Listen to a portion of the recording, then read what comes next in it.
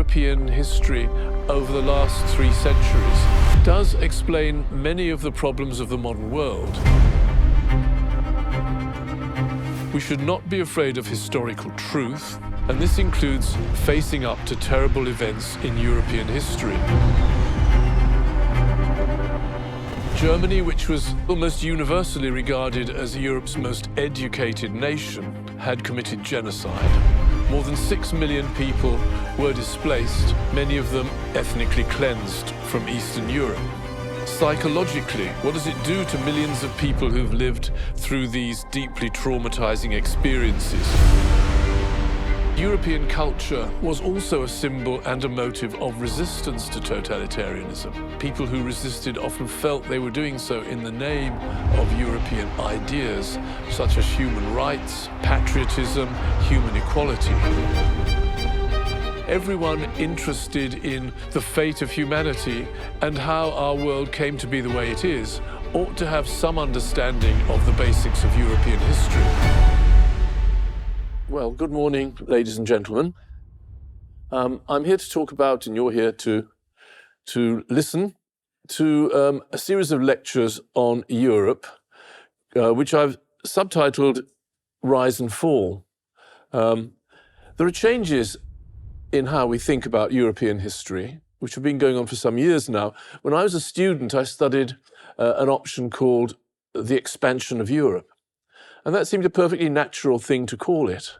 We wouldn't talk about that nowadays, or we wouldn't at least call it that. But it seemed at that time that, the history of the world, at least the history of the modern world, was about how Europe had expanded to occupy and to influence, to control a large part of the world, and had permanently changed its history.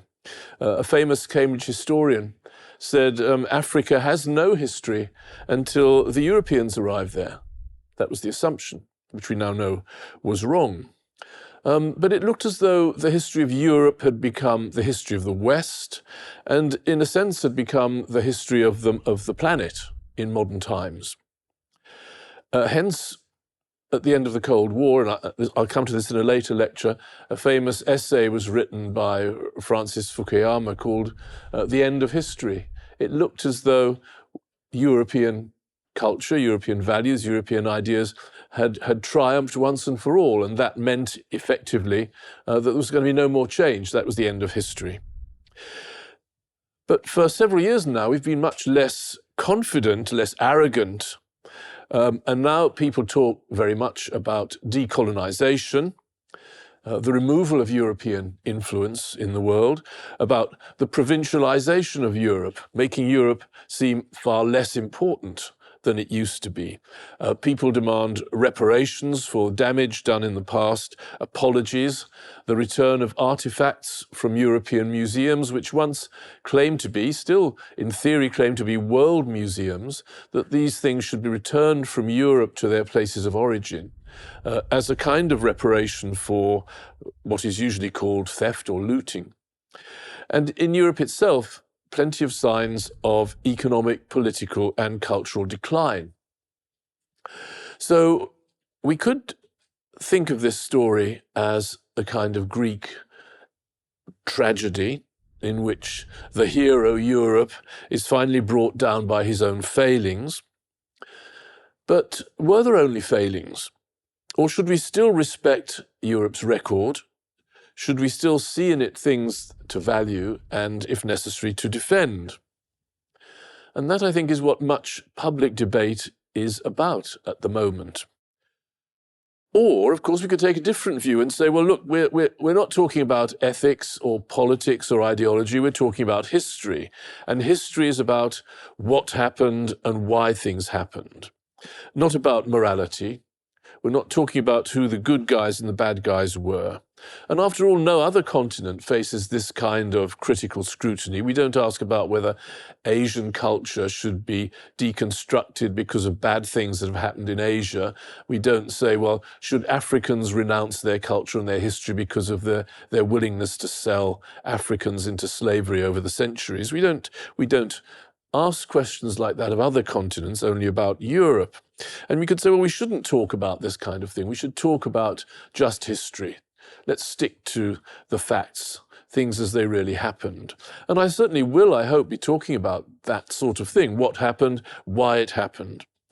But I think it's impossible to avoid the fact that this has become a very controversial topic. And although I shan't be preaching a message, or at least I hope not much of a message, I shall come back to this whole question in my final lecture on what we should think about Europe's history. Now, I suppose the obvious place to start is by saying, well, what is or was Europe? Seems a very simple question, but it's not quite so simple. If you look at the map of the world, which shows European ancestry today, it looks pretty well as though most of the world is either inhabited by the descendants of Europeans or was governed by them at some time or another. But what is this Europe? This is not what we mean by it. We don't mean Europe is all parts of the world in which the descendants of Europeans live. We don't think of Patagonia or New Zealand as being part of Europe. So what do we mean by Europe? The original meaning of the word was that part of the world that is to the northwestern side of the Mediterranean.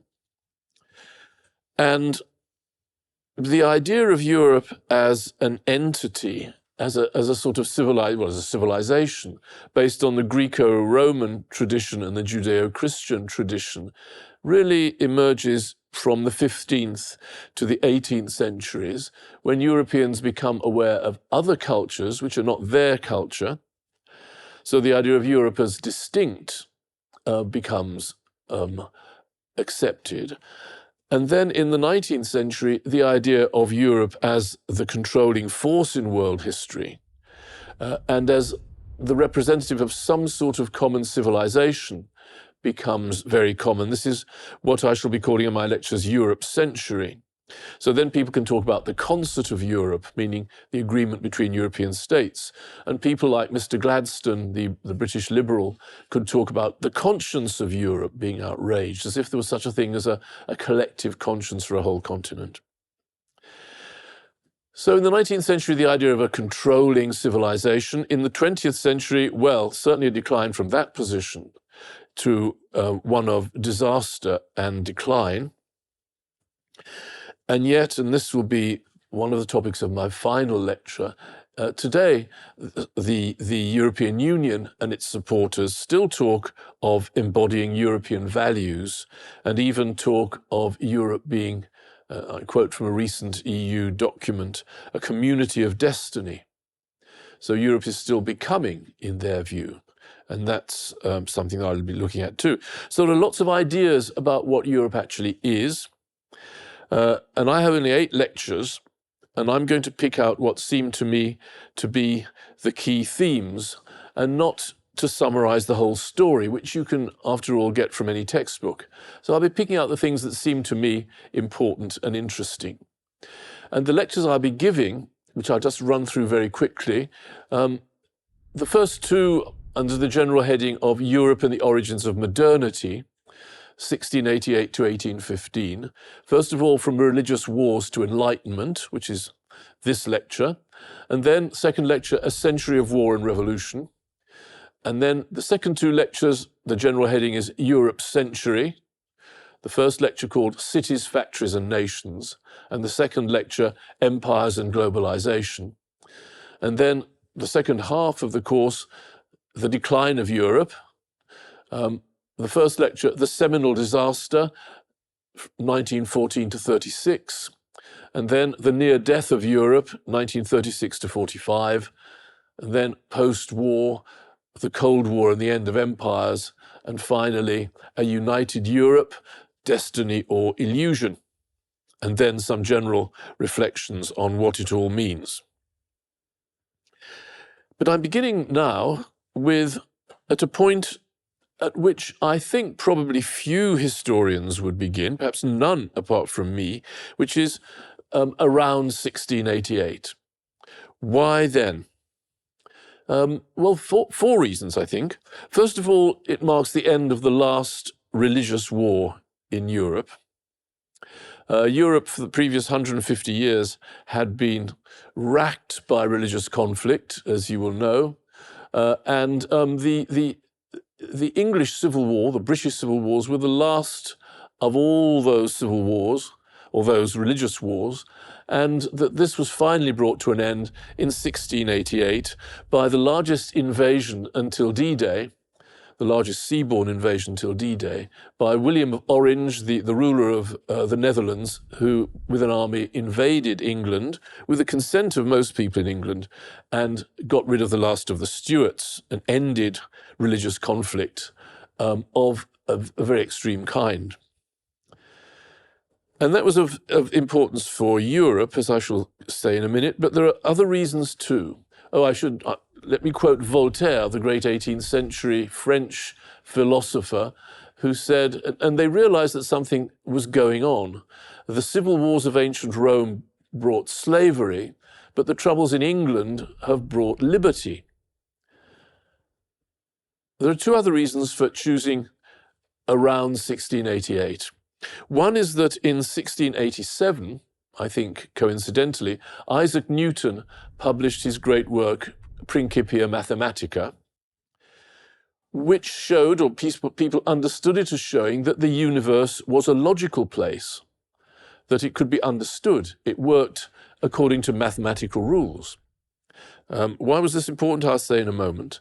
And second, in 1689, and this was not a coincidence, because in 1689, after the Glorious Revolution, so-called, of 1688, Locke was able to publish another great work of the 18th century, well, which would influence the 18th century, called An Essay Concerning Human Understanding.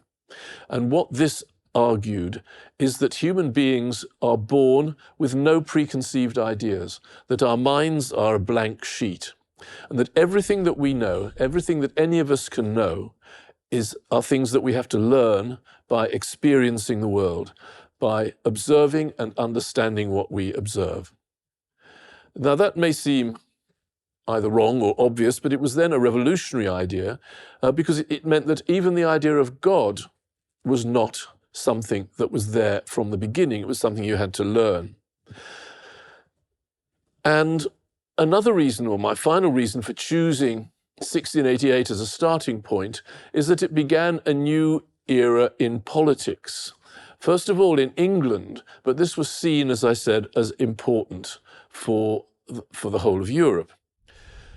A period of religious toleration as opposed to religious persecution, a Bill of Rights, the end of press censorship, though this was more by accident than by design because they forgot to renew the law, but having forgotten it, they didn't then do it again, and because Parliament became crucial to government.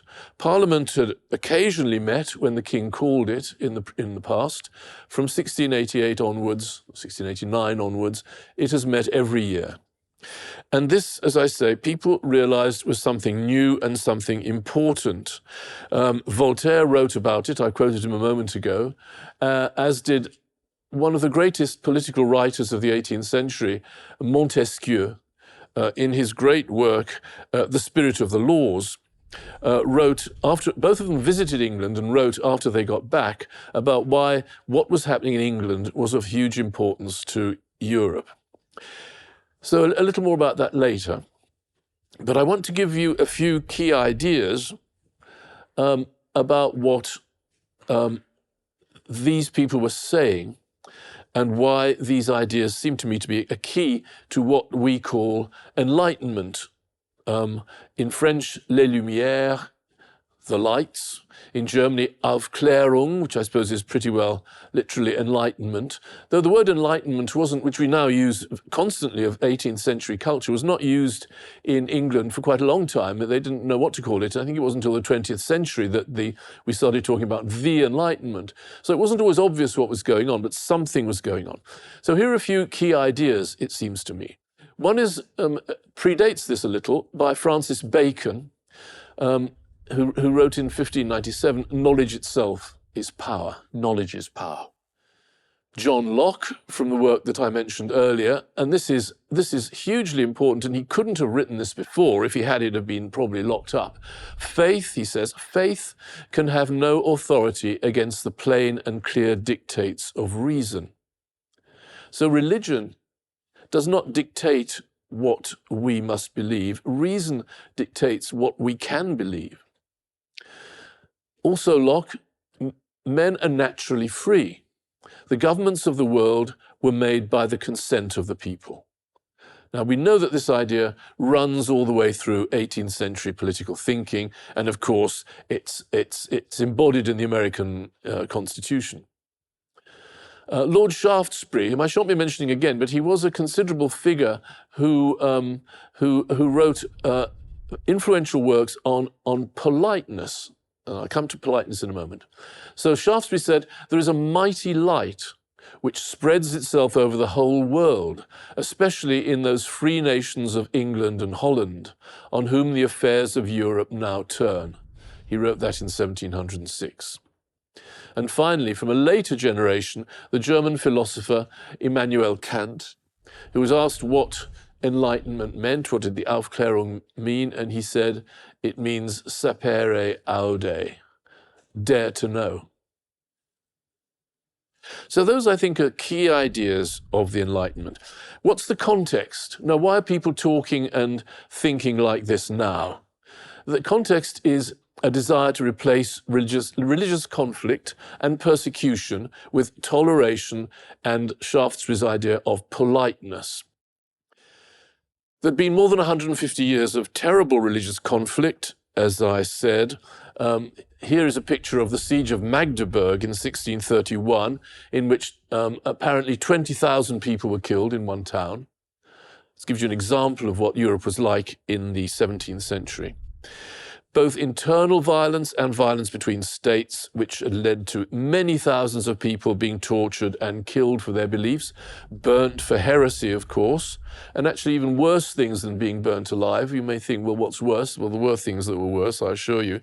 I went to Münster, visiting friends last year, and in the church, on the church spire at Münster, you can still see iron cages hanging in which the bodies of the Anabaptist heretics were exposed. Millions were killed in wars. So Europe had, if I can talk about Europe in this way, Europe had learned that it didn't want any more of this. It had to go beyond this towards toleration of difference and towards politeness as opposed to persecution. I'm going to try and sum up what seem to me to be key ideas of enlightenment, sort of in shorthand terms. First of all, reason. Reason is part of being human. It's what makes us what we are. Toleration. We have to leave behind this time of fanaticism and persecution. Freedom. If people are to think for themselves, as Locke says they have to, then, of course, they must be free to think. Optimism. The world is not a sinful, doomed place. Happiness. We all know that the American Constitution talks about life, liberty, and the pursuit of happiness. It's not just an accident. Happiness, the idea that humanity does not deserve to suffer and be punished, that people deserve actually to be happy. This is one of their rights. Improvement. If people use their reason, then we can do things better. Progress. As enlightenment advances, the world will progress. Nature. Nature is good and rational, and a source of inspiration for us. And finally, benevolence. Emotions and feelings of empathy are good. So what holds these ideas together? Well, I may have said it already, to leave behind fanaticism. That's a word that they constantly used. And to use your reason to understand and improve things. Newton had shown that you could work out how the whole universe worked. Locke wanted freedom to think things out, and changes in religious belief encouraged the view that the world was not coming to an end, as many people had believed. It was not racked by witchcraft and the devil. It was not stained by sin. One theologian had said, well, the world is a dirty little planet. And most people were not doomed to hell, and that happiness and pleasure were part of being human. This was a huge change in thinking. Thomas Hobbes, in his great work Leviathan in 1651 on politics, had spent the first chapter telling people they didn't actually have to believe in fairies. And witches, the belief in witchcraft, as you know, had been very common only a generation before. So people had believed that, okay, to give a crude example, everything that happened in the world was due either to the immediate will of God, or to the devil. So if your cow had a calf, then God was blessing you. If your cow died, well, then it was because someone had made it happen. That old woman down the road, who must be a witch, had cursed you and made your cow die. And thousands of people had died for this sort of belief. And now people are saying, well, no, it doesn't work. That's not how things happen. So Hobbes said, don't believe in fairies. The last prosecution for witchcraft in England happened in 1714, but the Queen Anne, simply annulled the verdict because by that time intelligent people were not believing in witches anymore. Key individuals played a huge role, and I've mentioned some names and will mention some more, but this is more than just a story of great men and some great women. A lot of people were involved. Why? Because peace and greater prosperity increases the market for culture. It became fashionable to take an interest in ideas and literature and science. Lots of societies were founded in which people could pursue these interests.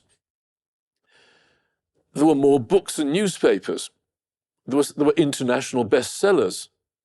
I suppose apart from the Bible, this is the first time this had happened. Daniel Defoe's novel Robinson Crusoe was probably the first proper novel in English, certainly the first international best-selling novel. Why Robinson Crusoe? Because it's the story of an individual faced with nature, alone in nature, and using his reason to survive and to create a kind of miniature civilization for himself. I'll mention Robinson Crusoe again later, you'll see why. And during this period, 300,000 books were published in England, and in London by the middle of the century, there were 20 newspapers, more than there are today. So, a market for culture, more books and newspapers, new arenas too, which we now commonly call the public sphere. Not just church and court, which were the dominating influences in culture, but things like coffee houses, salons in people's houses where people got together to talk, societies, including the Freemasons, also places where you met to talk about things, pleasure gardens, and of course pubs. Samuel Johnson, the English literary scholar, used to meet with his friends, a brilliant selection of intellectual friends, in pubs in London. And all this meant that cultural life was less controlled than it had been in the past. And I'd like to give you an example of Mozart and Haydn, the two great Viennese composers of the late classical period, had begun their careers as the servants of great households. Mozart worked for the Bishop of Salzburg, and Haydn worked for a great aristocratic family in Bohemia. So they were, in fact, household servants. Their job was to produce music when it was needed for somebody's birthday or whatever.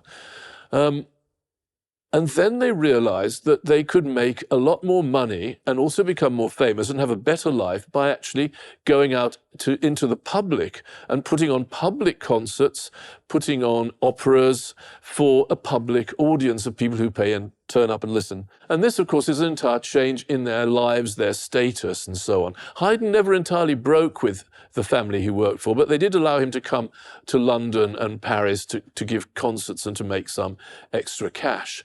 But there's a move from artists being the servants of their patrons to artists being, in a sense, the servants of the public. Samuel Johnson says the public will always allow you to say what you want to say. Finally, there emerges an international cultural life, which is often called a republic of letters. It can be at an elite level, so you have important writers, philosophers, artists who meet, who write to each other, who visit each other across national boundaries. But it can include ordinary people too. Let me give you just one example. A man named Thomas Turner, who had a grocer's shop in Sussex in the south of England. He owned more than 70 books and periodicals, including works by Locke, which I mentioned, by the essayist Addison, the novelist Lawrence Sterne, the nature poet Edward Young, the works of Shakespeare and Milton. And he was reading several new books a year. He read sermons to his friends, and he read Locke's great work in his shop between customers. So ordinary people too were taking part in this new cultural life. Now, there's a kind of mission statement of Enlightenment which comes in its greatest work, I think its greatest single work, which is the French Encyclopedie, the Encyclopédie, which was published in 35 volumes between 1751 and 1772. Around 20,000 people contributed to this enterprise, which shows the scale of this phenomenon. I think only in France could this have been done at the time, though it was still quite dangerous to do. And the editor wrote, and this I think is very important, he wrote that the aim of the Encyclopédie, and this I'm quoting now, was to collect all the knowledge scattered over the face of the earth, so that our children, by becoming more educated, may at the same time become more virtuous and happier. All things must be examined, debated, investigated without exception, and without regard to anyone's feelings. We have long needed a reasoning age when men would no longer seek the rules in classical authors, but in nature. I don't think that you could sum it up better than that. But beware that we're not talking about free societies, even in England and Holland. There wasn't censorship before publication in England anymore, but you could be prosecuted after publication. And I'd give the example of John Wilkes in the 1760s, a well-known radical provocateur who published a number of works and caused a lot of annoyance to those in power. And when they found he'd written as a young man a slightly obscene or somewhat obscene poem called An Essay on Women, he was prosecuted for blasphemous libel, because he criticized bishops, that was blasphemy, seditious libel, because he criticized the crown, for obscene libel, because it was a naughty poem. And the government was paying a hitman to go and challenge him to a duel, and he had to go into exile. So there were limits to freedom, quite considerable limits to freedom, even in England. In France, much worse. Almost at the same time, 1766, a young man called the Chevalier de la Barre was also accused of blasphemy on very slight grounds, and he came off less well than Wilkes, who ended up as Lord Mayor of London. So there was a happy ending for Wilkes. But the Chevalier de la Barre was sentenced to death for blasphemy. He was tortured, first of all, to make him reveal his accomplices. He didn't. Had his tongue torn out, and then he was burnt, and a copy of the works of Voltaire thrown onto the pyre with his body. So there were limits to freedom. And you were always, like Diderot, risking the Bastille. The fortress in Paris is where writers could be locked up. That was the usual place for locking up writers. And you didn't need a trial. You just have a signature on a document from the king or from a minister who would lock you up. So it was still a dangerous world. But even in this dangerous world, there were works of huge importance, and I want to give you a list of some key names and books, as it were, for the record. And these are still very interesting to dip into. Daniel Defoe, The Life and Adventures of Robinson Crusoe, as I mentioned, was published in 1719. Voltaire, Lettres sur les Anglais, English Letters, which he writes about how England is discovering new things. And then his novel, 1759, Candide. Samuel Richardson, Pamela, or Virtue Rewarded, 1740, a hugely influential and widely read sentimental novel. It invents the sentimental genre. It's about a servant girl who defends her virtue against her lecherous master and is rewarded because he in the end marries her. Sort of reward. Montesquieu, I mentioned, The Spirit of the Laws, 1748. Émilie du Châtelet, a female translator of Newton in 1756, Principes mathématiques, which is said to be still the best translation into French of Newton. Jean-Jacques Rousseau, 1762, Julie ou la Nouvelle Héloïse, a novel. I'll come back to Rousseau, and his Du Contrat Social, Social Contract, 1762. He was very busy in 1761-62. And then finally, Émile ou l'Éducation, a novel, also in 1762. Cesare de Beccaria, on Crimes and Punishments, classic work on reforming the law, 1764. Adam Smith, The Theory of Moral Sentiments, 1759. The Wealth of Nations, 1776. The Theory of Moral Sentiments about how people naturally wish to cooperate together. The Wealth of Nations, the most famous ever work on economics, I suppose, about how the economy works or ought to work or ought not to work. And then finally, Immanuel Kant, Critique of Pure Reason, 1781 to 87. So that covers most of the century, and these are great works that are appearing constantly, as you see. I want to look a little more at two key theorists of society. Charles-Louis de Secondat, Baron de Montesquieu, a great French aristocrat and philosopher, and Adam Smith, Scottish academic and philosopher too. Now these are, in some ways, the inventors of a social science. Their aim is to discover the rules, as it were, as Newton had done for the universe, or so it seemed. They would discover the rules by which societies operate. Montesquieu tries to understand and classify different types of political system, and those which give more or less freedom. And he formulates the idea of the separation of powers. That's his most famous idea, by which the liberty is on the basis of the separation of the legislative, the judicial and the executive power, which of course was embodied in the American Constitution and many others. Smith, like Montesquieu, believed that modern society was based on commerce. I suppose we'd say on economics. That's what society is mainly about, and that this would make it freer, more peaceful, more tolerant, and even more equal. People would have an equal chance. And his ideas about how the economy functions, or should function, are hugely influential still. But crucial in the 18th century is the idea that society can function on its own. It doesn't need to be run constantly by monarchs or even churches, that people will spontaneously organize society because it's in their interest to do so. And he says, as if by a hidden hand, this will operate. So he was an optimist, and I've said that optimism was a characteristic of the Enlightenment. Society was getting better and people were getting happier. Well, all that I've said so far makes it sound wonderful, and in many ways it was, but even at the time, critics emerged, and many of the leading figures themselves began eventually to think that they'd failed. And today, many critics blame Enlightenment for many of the evils, or some of them seem to blame it for all of the evils of the modern world, but I'll come back to that later. But I want to talk about one of the great critics of the Enlightenment from within, Jean-Jacques Rousseau, who was really the Enlightenment superstar.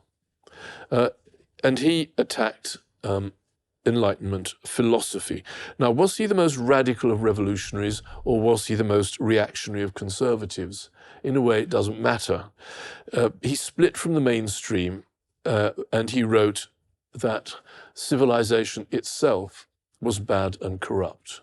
One could hardly be more radical, whether of the right or of the left, though those terms didn't yet exist. Civilization itself was bad and corrupt, and it corrupted people. And he said that Enlightenment civilization was causing people to turn away from simplicity in belief, away from patriotism, away from true nature, his great ideal. And his works became international bestsellers, and he an international celebrity. In his romantic novel Julie, which I mentioned, 1761, it ends with the heroine Julie and her friends setting up their own little society far away from city corruption. In his other best-selling novel, Émile, the following year, young Émile is brought up by his guardian in complete rural isolation, never allowed to go to a town, not allowed to meet other people. And he's only allowed to read one book, which you may guess is Robinson Crusoe, Rousseau's favorite book. And that's how you bring up a young man, in the country, away from everything, with only Robinson Crusoe. Rousseau's idea of social corruption is hugely influential and I would say revolutionary. Whenever nowadays we blame society for people doing bad things, we're echoing Rousseau. Whenever someone wants to destroy the system and start afresh, they're following Rousseau. There's an example of a difference within Enlightenment society, which I think is quite amusing. I hope you will too. And this is a contrast between Rousseau and an English aristocrat called Philip Dormer Stanhope, the 4th Earl of Chesterfield, who was himself an Enlightenment figure, a statesman, a diplomat, but also a patron of the arts and a man who was interested in ideas. They have very different ideas about behavior. And I think they're almost as if they were talking to each other, though they're not.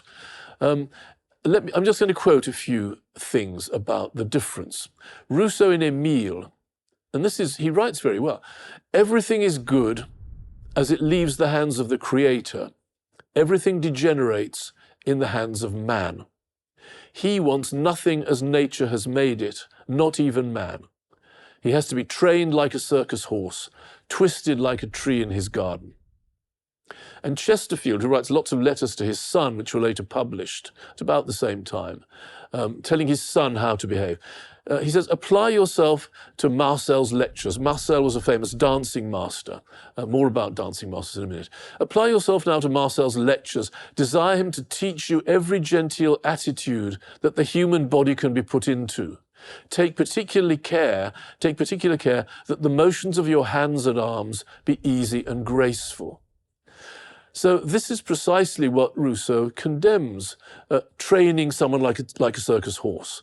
Chesterfield says to his son, yes, you must train yourself. You've got to train yourself on how to behave. Now, Rousseau says, if I were a dancing master, I would not do all Marcel's monkey tricks. I would take my student to the foot of a rock to tread the steep paths lightly. I would make him copy a mountain goat rather than a ballet dancer. Chesterfield says to his son, your dancing master is at this time the man in all Europe of the greatest importance to you. You must dance well in order to sit, stand, and walk well, and you must do all these well in order to please. I think we'd have to imagine 18th century society a bit like a kind of ballet without music, in which all ladies and gentlemen had learnt all the movements, how to speak, how to stand, how to sit, how to bow. And they learn this from their dancing masters. And then finally, Rousseau says, the man of the world consists wholly of his mask. What he is means nothing to him. What he appears to be means everything. Chesterfield thinks that the hallmark of success is that people might think you are French. And he says to his son, the ideal is to make the French say, qu'on dirait que c'est un François. The French say, you'd think he was French. So exactly, Chesterfield doesn't care what you really are, he cares about what you look like. And here we have this deep divergence within this 18th century culture. Rousseau was encouraging and spreading admiration for nature, but Enlightenment ideas of nature were often aimed at improving it, rather like Chesterfield improving his son's movements. There's a huge vogue for English-style gardens all over Europe.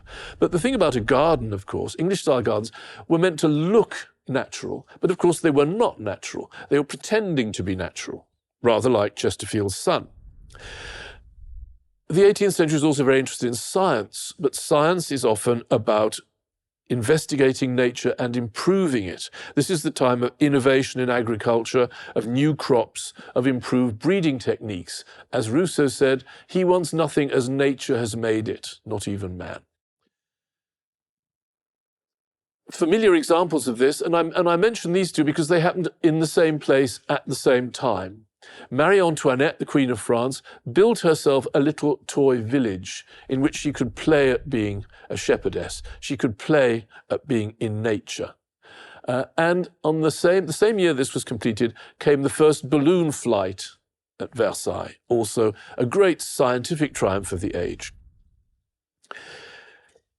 Is this a contradiction? Nature or science, or nature and science? And I'm giving you another example, a fairly light-hearted one.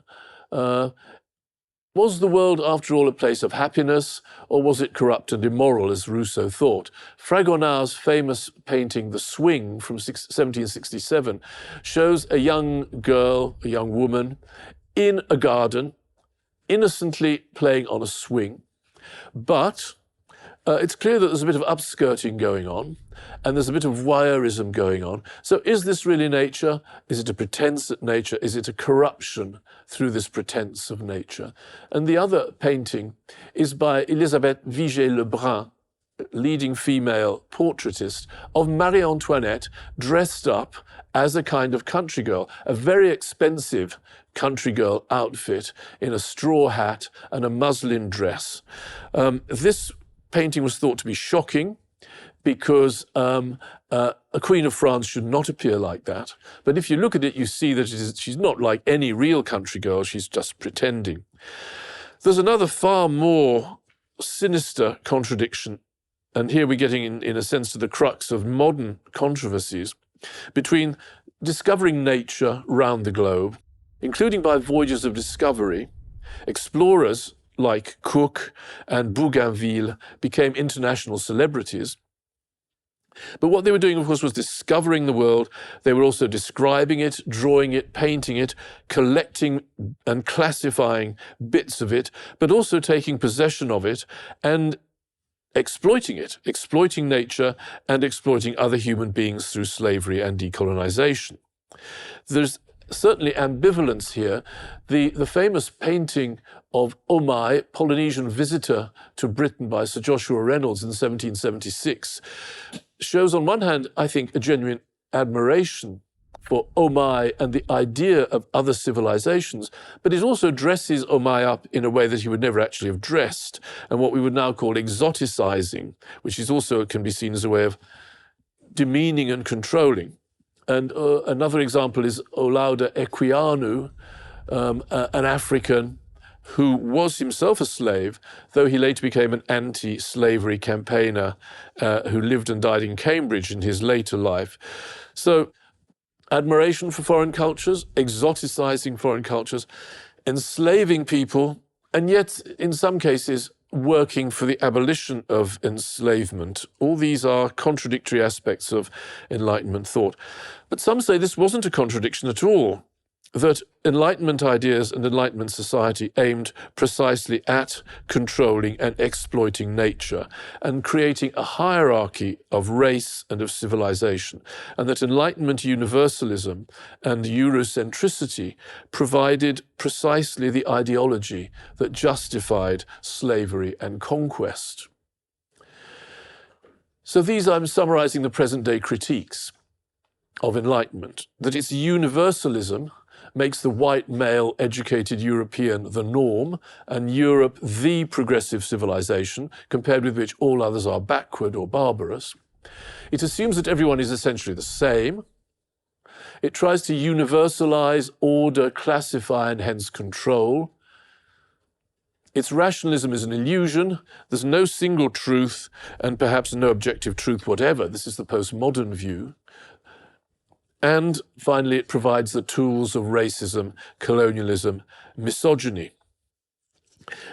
If you think I'm exaggerating, let me quote from a notice you will read if you go to the famous Pitt Rivers Ethnographic Museum in Oxford. The past is still present, says the Pitt Rivers, and the invisible structures of colonialism still persist today. These invisible structures, known as coloniality, shape our ideas about race, class, culture, gender, and sexuality.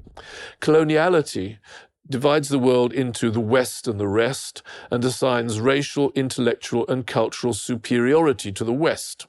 Coloniality creates and shapes these ideas through three overall processes: by establishing hierarchies, by controlling knowledge, and by imposing white culture and place names. I'll come back to this in later lectures, but let me conclude this lecture by saying this about the Enlightenment. We have to be aware of caricaturing 18th century culture, which was a time, after all, of great debate and ferment. There was not a single set of ideas, and many of the criticisms made by present-day commentators were made by leading thinkers at the time. Some thought that their ideal of creating a peaceful and free world of commerce had failed. Many criticized slavery and colonial conquest as immoral. This was hugely important because nobody else in history had criticized it. The French Revolution seemed to many to be the result of Enlightenment rationalism. I'll come to that in the next lecture. And in a sense, to prove its dangers, a sort of monster that had emerged from the Enlightenment. So it's right to see the complexities of the Enlightenment, including its dark sides, its failures, and its illusions. But it would be a caricature to see only the dark sides. And undeniably, much of what we see as gains of the modern world, including freedom of thought, of speech, of writing, rational investigation, including in science, technology, medicine, the belief that human life can be improved, and we are not stuck in unchanging ancestral ways. All these things, too, owe a huge debt to Enlightenment thought. So I'll end by repeating Immanuel Kant's motto of the Enlightenment, sapere aude, dare to know, which I think should be our motto today too. Thank you very much.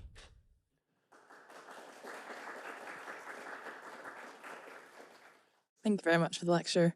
I just wondered if you could tell me if Rousseau had like a prescriptive vision for the rebuilding, or if he just criticized kind of what was around him at the time.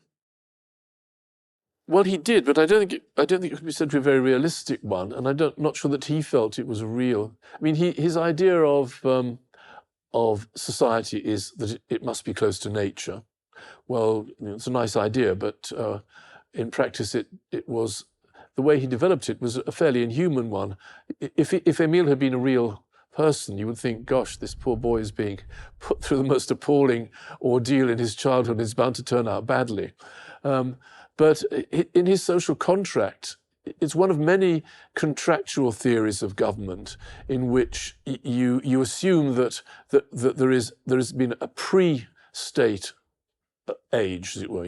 Hobbes called it the time when the state of nature, when life was, I can't remember quite the phrase, nasty, brutish, and short. And then people somehow get together and they agree to set up a government. Okay, this is a sort of fiction, but the idea that government comes from people agreeing together to set up a government and obeying that government is, I suppose, in many ways the foundation of what we assume about modern democracies.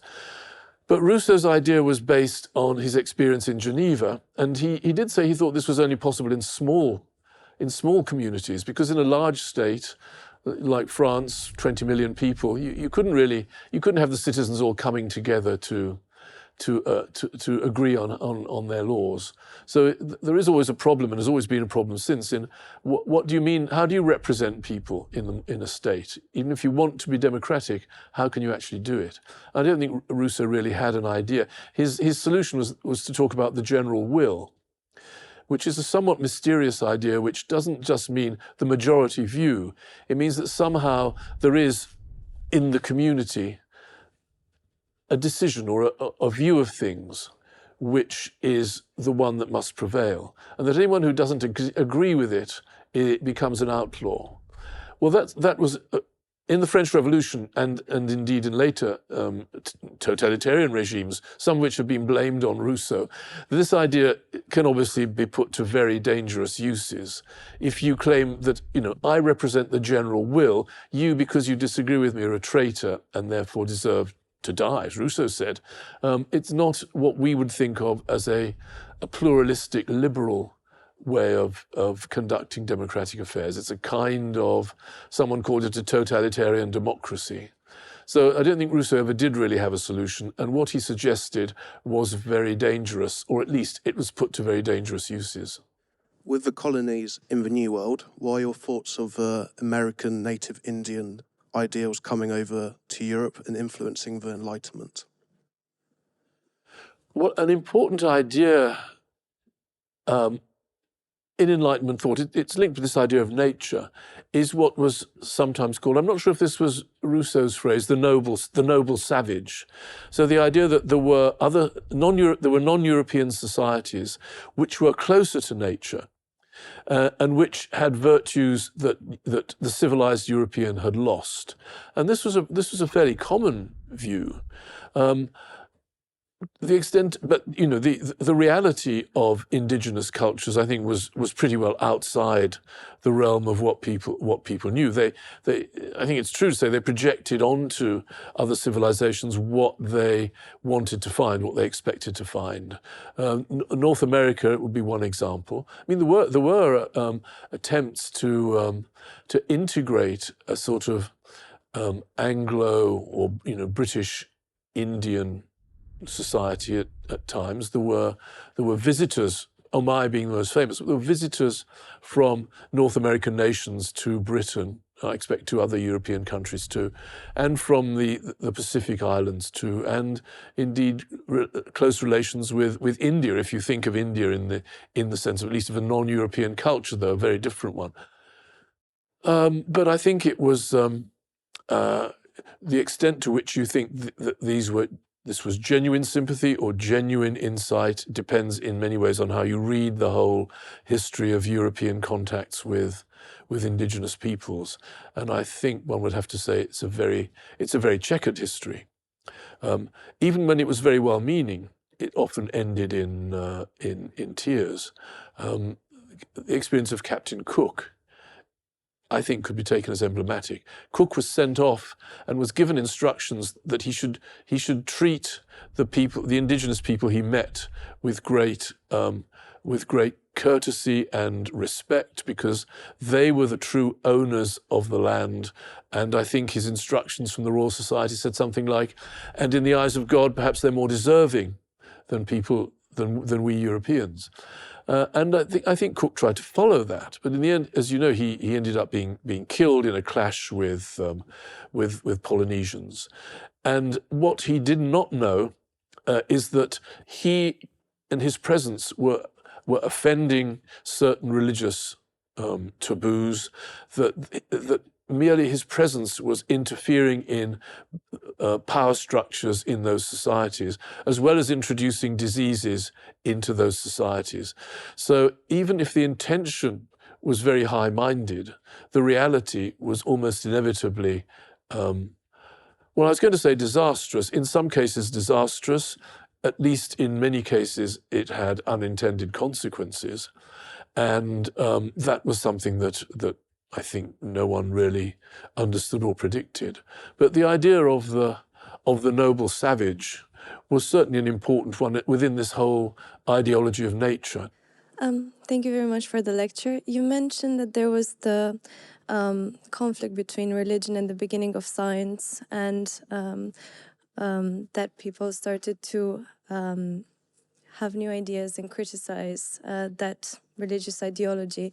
How do you see today the trust that people place in science, and perhaps there might be a return into this beliefs, because sort of today the scientific world, or the big science, the papers, the scholars, their voices are more prominent and dictate in the academia what people should think, and the waves that the academic science bring? Well, I think if I gave the impression that the Enlightenment was an anti-religious movement, that's wrong. I mean, the Enlightenment consisted of all sorts of things.